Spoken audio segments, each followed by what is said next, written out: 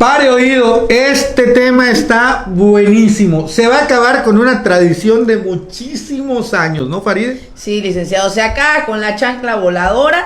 Así es la verdad, así lo dieron a conocer el día de hoy el presidente de la Comisión de Derechos Humanos, que presentó una iniciativa en el Congreso del Estado. O sea, espérate, entonces no solamente se acaba con la chancla voladora, se acaba con muchas tradiciones de nuestros padres que así nos educaron y que yo creo, desde mi punto de vista, que fueron muy efectivas. Se acaba la chancla voladora, se acaba el correazo. Bueno, si esto se aprueba, se acaba también el que te agarraron inclusive hasta chicotazos o cocotazos, te jalaran la oreja, te agarraran a cintarazos, porque a mí me tocó de esas, ¿no? O que bajaran el chilip y te dieran chilip. hasta ¿Sí sabe qué es el chilip, no? Como no. Y con el chilibazo, decían los abuelitos. Esa es la intención de esta iniciativa que presenta con Antonio Robledo, ¿no? Y yo creo que va a ser una iniciativa bastante polémica, muy polémica. De hecho, pedimos que por favor nos proporcionaran la iniciativa para nosotros poder leerla y también analizarla, porque hay que ver, la iniciativa que se presentó el día de hoy es para reformar el artículo 43 y aumentar un párrafo al Código Civil en su apartado 437, perdón, donde queda prohibido la violencia física y psicológica dentro del núcleo familiar. Como bien decía usted, ya no va a poder usted darle un correazo, un chancletazo a su hijo, una bofetada. Se acabó eso. Si se manifiesta violencia psicológica con que usted le diga a tu hermano es mejor que tú, también se está tipificando como violencia psicológica. Escuche usted lo que dijo el presidente de la Comisión de Derechos Humanos y ahorita lo platicamos. Con proyecto de decreto, una se refiere a la prohibición de los castigos corporales como métodos correctivos y la otra es para disminuir el número de consejeros del Consejo Consultivo de la Comisión de Derechos Humanos. En la primera iniciativa, los castigos corporales, es porque hemos visto que históricamente en el mundo las niñas, niños y adolescentes se han enfrentado a diferentes contextos en donde se les ha mirado siempre como objetos o como propiedad de sus padres, justificándose bajo esta premisa prácticas lesivas que atentan contra su dignidad y derechos, y lo que va en contra del Corpus Juris Internacional, como la Declaración de los Derechos Humanos, la Convención sobre los Derechos del Niño, el Pacto Universal de los Derechos Civiles y Políticos, y de la propia legislación mexicana, como son la Constitución Federal, la Constitución Política del Estado, la Ley General de Niñas, Niños y Adolescentes y diversos criterios de la Suprema Corte de Justicia que de diferentes maneras señalan que se deben prohibir los castigos corporales como métodos de corregir.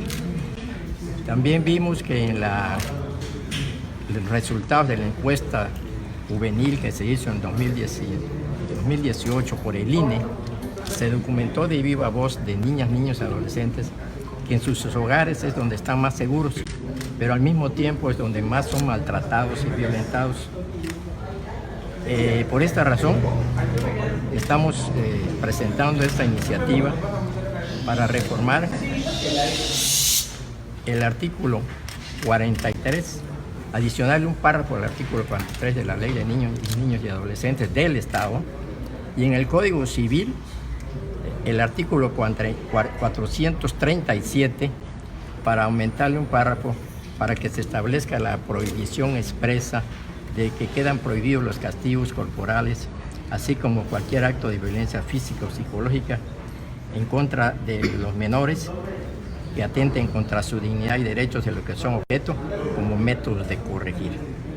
Que se establezca la prohibición expresa de prohibir todo castigo corporal, ya sea cualquier violencia física o psicológica que se infrinja a los menores, que atente contra su dignidad y sus derechos, para que esté fijo en el código. Cualquier tipo de correctivo o de castigo, ya sea corporal o psicológico, que va a quedar claro, eso cabe señalar, queda completamente prohibido. Las sanciones ya están dentro del código, y la autoridad competente será el Ministerio Público después de que se realice una denuncia. Sin embargo, y como les digo, hay que analizar la ley, hay que ver los parámetros, los grados, pero a mí sí se me hace que va a ser algo muy, muy polémico, porque de hecho ahí mismo decíamos, por ejemplo, si violencia psicológica, ya ahí mismo lo comentó y te lo va a ver usted, por ejemplo, que tú le hagas el comparativo a tu hermano, es que tu hermano es mejor que tú, que no sé qué, que a veces los padres lo hacíamos con tal de crear, de que vamos, tú puedes, bueno, ya no se va a poder, pero yo digo, bueno, si ahora el decirle, no vas a jugar, no vas a salir a la calle, no sé qué, pues ya lo van a tomar como violencia psicológica, como casi secuestro al menor. Pues ¿a dónde vamos a parar los padres de familia? Claro. ¿Cuál va a ser? Está un poco complicado este asunto, porque si ya un niño de 10 años o de 11 o 12 años, que ya ve que es la edad de la punzada, y a todos lo pasamos, que es cuando más rebeldes, porque no sabes si eres niño o ya estás pasando a la adolescencia, ¿sí? Y es cuando más, y ya se le quieren poner al papá y a la mamá. Imagínense, le diga, ¿sabes qué? Es que mi mamá me dio una bofetada, tía ve, vecina, vaya usted a denunciarlo, me están martirizando, y qué problema grave va a ocurrir. Pero bueno, en caso de que haya una denuncia ya formal, será el Ministerio Público quien tome las medidas. Escuche usted. Si hay lesiones, algo se presenten ante la autoridad judicial para denunciarlo, nosotros no podemos, aquí queda prohibido, quiere decir que no se puede hacer, y el que comete algún atentado de esa naturaleza habría entonces puede ser denunciado a la fiscalía, ¿no? Pues depende del tipo de violencia física, porque puede ser psicológica, ¿verdad? Muchas veces una cachetada, un insulto, etcétera, ¿no? Todo tipo de violencia física o psicológica se va a prohibir en esta iniciativa. ¿Se tendrá mayor coordinación con la Procuraduría? Desde luego, si llega alguno, nosotros lo haremos saber inmediatamente. Si hay elección. Las sanciones, dice que ya están previstas en la ley, y que en caso de que alguno de los cónyuges no denuncie, se vuelve cómplice, o sea, los dos te vas a ir al bote, porque tú no digas que tu papá le pegó un chancletazo. Habría que revisar si establece las sanciones cárcel, ¿no? Dependiendo, me imagino, de la magnitud del maltrato, ¿no? Por eso es importante que, y sí sería importante que hagan las cosas de manera profesional en la Comisión de Derechos Humanos, más cuando estamos hablando de alguien que sabe al respecto, del magistrado Juan Antonio René Dorantes, porque no es posible que presenten esto y no entreguen a los medios la copia de la iniciativa con lujo de detalles, que es ahí donde los ciudadanos y los diputados van a entrar al análisis. Sí, pero también es muy importante que usted como ciudadano pues lo revise y dé su punto de vista, porque muchos van a decir lo que tú comentabas, Faride, bueno, y ahora resulta que el presidente de la Comisión de Derechos Humanos me va a decir cómo voy a educar a mis hijos, ¿no? Es un tema bastante complicado, bastante complejo, por toda la problemática que tiene el núcleo familiar.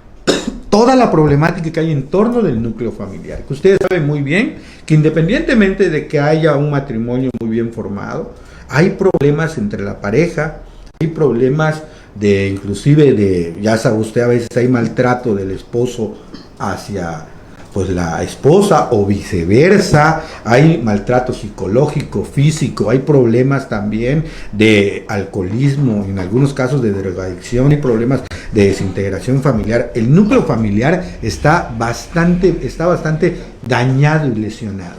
Y si de algo carece precisamente en nuestra sociedad, hablando en términos de pareja e inclusive desde el punto de vista individual, esa cuestión de los principios y valores, que hasta el mismo presidente de la República ha señalado de que es el gran mal de esta generación, el estar carente de principios, valores, y que algunos padres, por su situación de vida, por su situación de familia, pues no contaron con ese apoyo, y la gran mayoría, incluyéndome, llegamos a esa etapa o a ese estado de vida del matrimonio sin tener los elementos suficientes para poder darles a nuestros hijos una educación lo mejor posible, con muchas carencias, y hemos ido aprendiendo conforme la vida nos ha ido presentando problemáticas o situaciones, retos a enfrentar para poder educar a nuestros hijos. Si le sumamos a esto la desintegración familiar, los divorcios, las separaciones y muchos problemas más, el tema es mucho más complicado, mucho más complicado, porque sabemos que hay niños que son muy rebeldes, Y sabemos que también que hay padres que no tienen el conocimiento, no tienen no los educaron para ser papás. Y hace falta también, yo creo, que habría que buscar áreas precisamente que apoyen a los padres. Está muy bien proteger al niño, pero habría que ver, yo creo, de inicio, cuáles son todos esos problemas o todo ese tipo de situaciones que se dan en torno a la familia, para que se entonces degenere en ese tipo de actitudes hacia los hijos, que en lugar de ayudarlos, en eso sí coincido, los predispone a ser más violentos, más rebeldes y a tener problemas durante su vida, de adolescente y ni qué decir ya como adulto. ¿Por qué? Porque generas ese resentimiento en ellos, de que mi papá me maltrataba, me trataba mal y una serie de cosas que sí, no lo deben de sufrir los niños, pero es lo que nos tocó vivir. Es un tema muy importante, sí, muy interesante, pero creo que se tiene que ver desde el fondo la problemática, desde la raíz donde está la problemática, para enfrentarlo, y creo que hacer propuestas no solamente que contemplen una sanción para los padres, sino también cómo prevenir precisamente la desintegración familiar, cómo prevenir el maltrato entre los cónyuges y muchas cosas más que sabemos que son el inicio de muchos delitos que se dan en el seno familiar y fuera de casa. Son muchas situaciones que se dan. El tema es muy, muy interesante. Me da gusto que lo hayan abordado los de la Comisión de Derechos Humanos, pero me parece que esto requiere de la intervención de toda la sociedad. Por eso le decía que es importante que todos opinemos, que especialistas opinen, que los diputados creo que inclusive abran un foro para la opinión de expertos en la materia, porque no solamente podemos hablar de la cuestión del maltrato infantil dentro del seno familiar. Esto tiene mucho más, abarca mucho más, y hay que ser muy responsables en ese sentido. Todos aquellos que somos padres sabemos que en algún momento, y lo digo por experiencia propia, nos hemos enfrentado con una actitud de rebeldía de nuestros hijos. Y lo único que nos ha quedado es pegarle un correazo o un jalón de orejas. ¿Y sabe qué? A mi mamá y a mis abuelos les funcionó conmigo. Y a mí ya me funcionó con uno de ellos. No he tenido la necesidad de hacerlo. Pero se encaminó y ahí va. Entonces, así nos enseñaron. Entonces, díganos de qué otra manera los vamos a educar o cómo los podemos convencer de que actúen de manera diferente nuestros hijos. Ahí es donde entra el apoyo de psicólogos, de especialistas en la materia, de ver también qué traemos desde atrás. Es una serie de situaciones verdaderamente complejas.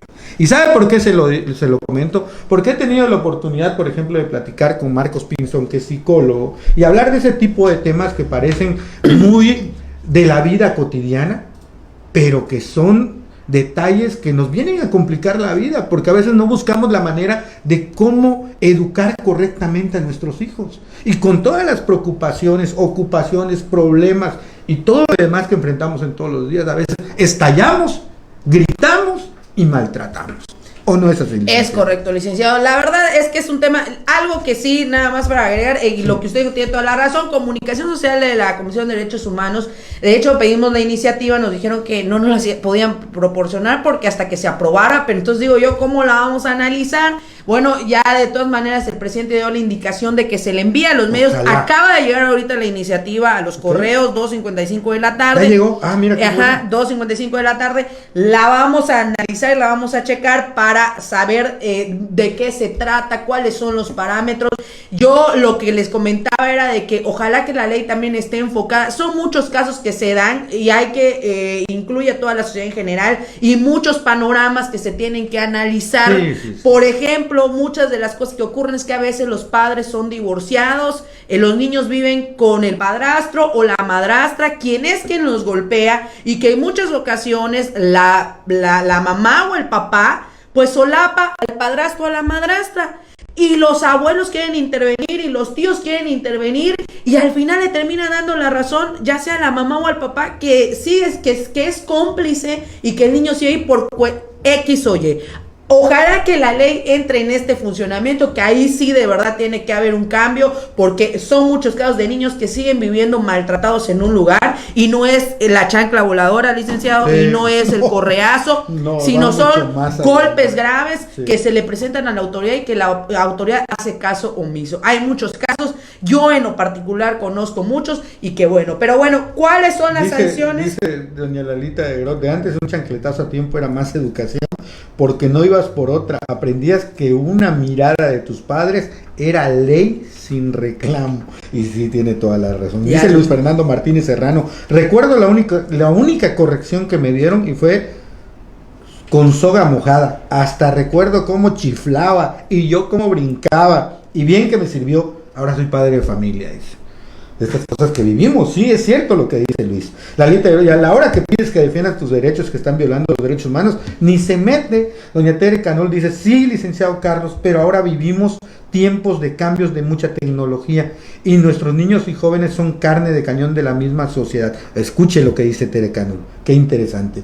No con golpes, sino con atención que el niño y joven necesite. Tengo más de 30 años trabajando con ellos y es mi diario vivir. Aquí es donde te digo que es muy importante la participación de los especialistas como la maestra Tere Canuli, quienes se dedican precisamente a lidiar todos los días con la educación de los niños, porque sus aportaciones van a ser muy importantes. Ojalá y los diputados lo tomen en consideración, abrir un foro para enriquecer esto que presentó la Comisión de Derechos Humanos, que creo que son temas de los muchos que hay importantes para la sociedad y para mejorar, creo, o ayudar al núcleo principal de esta sociedad, que es la familia.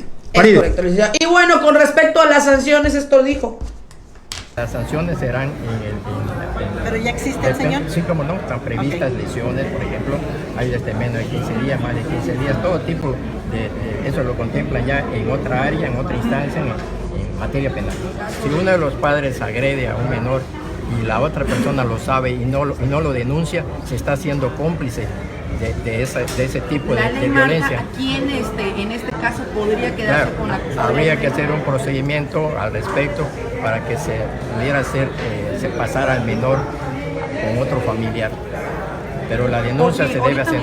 Pero si hay lesiones, ya se cometen allá delitos que deben ser sancionados penalmente. Nada más hay que precisar que es violación. Sí, se está estipulando. Esto lo estamos haciendo porque esto que se hace hasta la fecha no estaba ni en la ley de niños y niñas del Estado ni en el Código Civil para armonizar estos ordenamientos locales con el Corpus Juris Internacional y la propia legislación mexicana.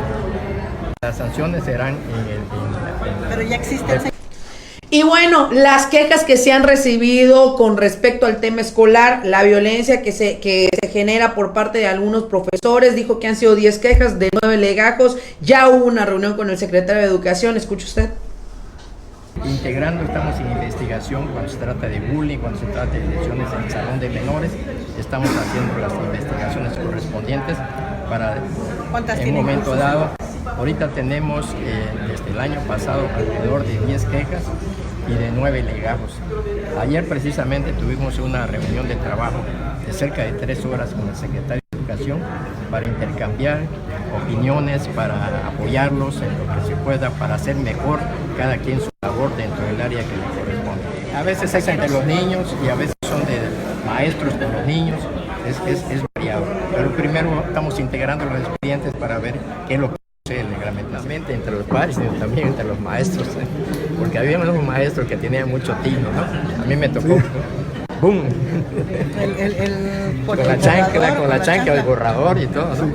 Pero se aceptaba y a los mismos padres de familia apoyaban eso, decía, déle usted más. Ahora ya no se permite eso, obviamente. La famosa chancla voladora. Pero pues es una chancla hoy, sí, es diferente, o sea, grado.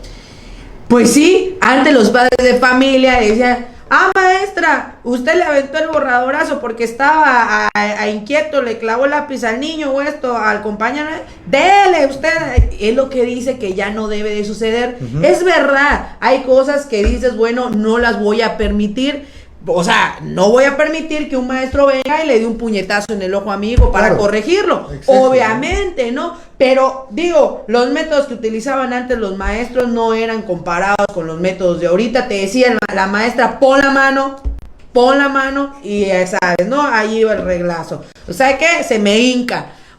Claro que hay cosas que ahora, por ejemplo, que te pongan las orejas de burro es bullying, ya le hiciste un daño psicológico al chiquito, o sea, pero o no, pero son cosas que vamos Leo, no vamos a hacer un juicio ahorita, vamos a leer la ley, vamos a analizarla. Y vamos a platicar con el licenciado Juan Antonio para que nos dé más luz al respecto. Farideh, ¿qué más vamos? Y ya por último, van a presentar otra iniciativa con respecto a la reducción de integrantes del Consejo Consultivo de Representación Ciudadana, que precisamente el Consejo Consultivo de Representación Ciudadana son los que deben de estar pendientes de este tipo de temas. Sí, es un cargo honorífico que se les da, que no tiene, o sea, no devengan un sueldo ni nada, pero el Consejo de Participación Ciudadana es quien debe de precisamente pedir, exigir estos foros, estar pendiente en el Congreso, las iniciativas y lo que pasa en la sociedad.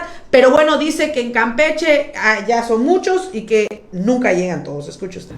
La otra iniciativa se refiere porque desde hace muchos años, casi creo que desde el inicio de la Comisión Estatal, el Consejo Consultivo cuenta con 10 consejeros que son los representantes de la sociedad campechana y que en forma institucional, con sus participaciones, ayudan en las tareas de la comisión y también en la promoción y observancia de los derechos humanos, por lo que se debe asegurar su permanencia y continuidad en las sesiones que se convoquen. Sin embargo, como presidente de la comisión... Pues bueno, hasta ahí con este tema.